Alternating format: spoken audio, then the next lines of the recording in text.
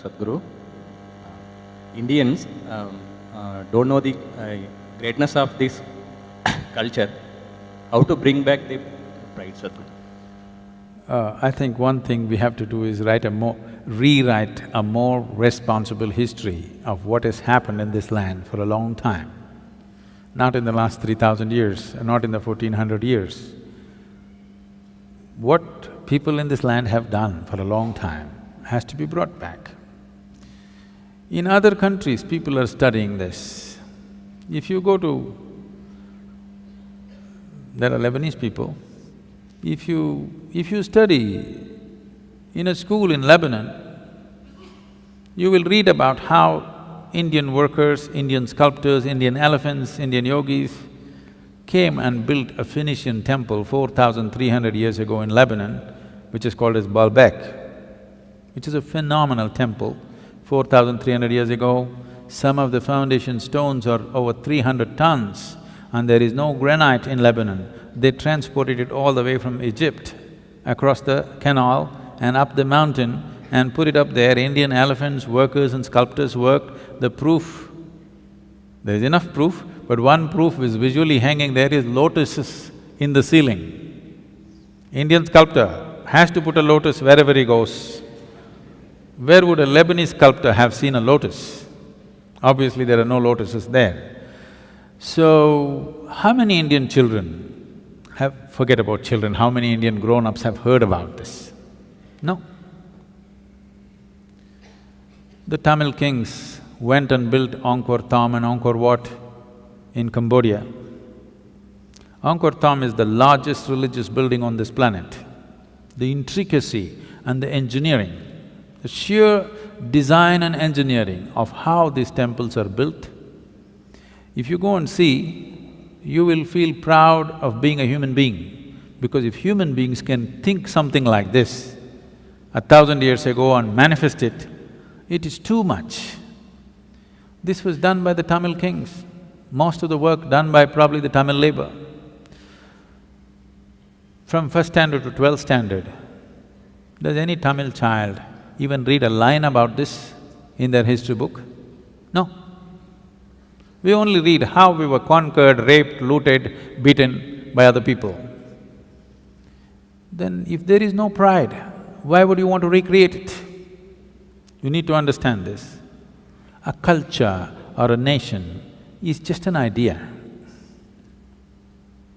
When human beings take this on as an identity, attach some pride to it, it burns through one's mind and into his heart. Now he wants to protect it, rise it, keep it clean, keep it wonderful. If you do not build pride into it, then people will want to avoid it. Everybody will want to avoid it. Now, whatever you think is most successful in the world, you will want to imitate that. Today, our idea of success has become purely economic, not aesthetic, it is not intelligence that we value, it is not wisdom that we value, it is not beauty or aesthetics that we value, it is not spiritual attainments that we value. Who is the big man in Coimbatore, if I ask? People will only name the richest man in the town.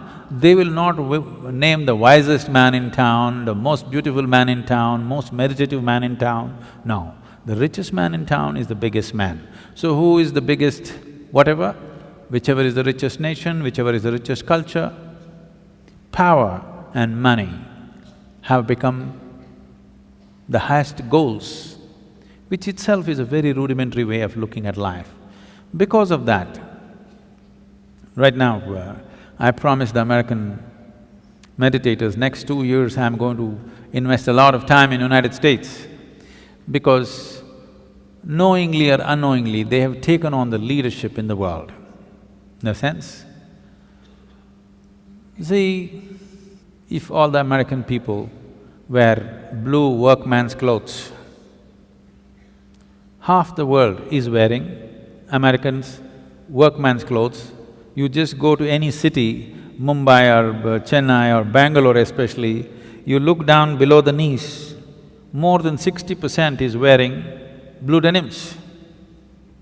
When we have the most intricate weaves, there are over 120 weaves in the country which are unique and many of them are dying. No other culture on the planet has the variety of weaves that India has. All of them will die. Chinese silk is going to kill it unless all of you ladies make at least 20% of your wardrobe into handmade Indian weaves. They will all vanish in the next 10 or 15 years.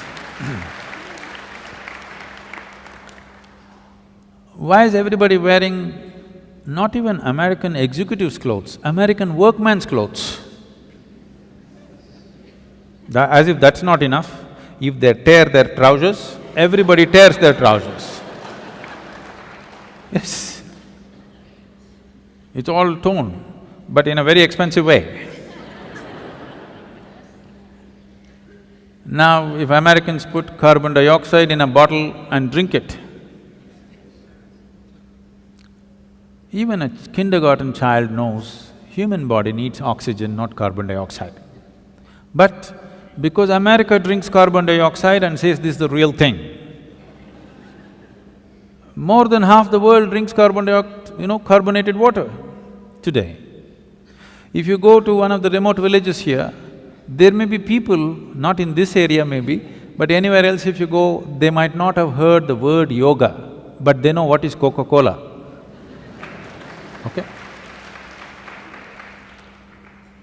So, I thought if Americans tear their trousers, everybody tears, Americans wear their pants down in their seat, everybody does the same thing, Americans drink carbon dioxide, everybody does that. So I thought if we can get America to meditate, the world will meditate.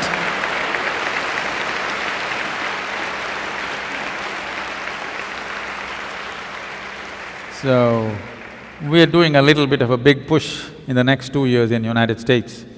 We want America to meditate.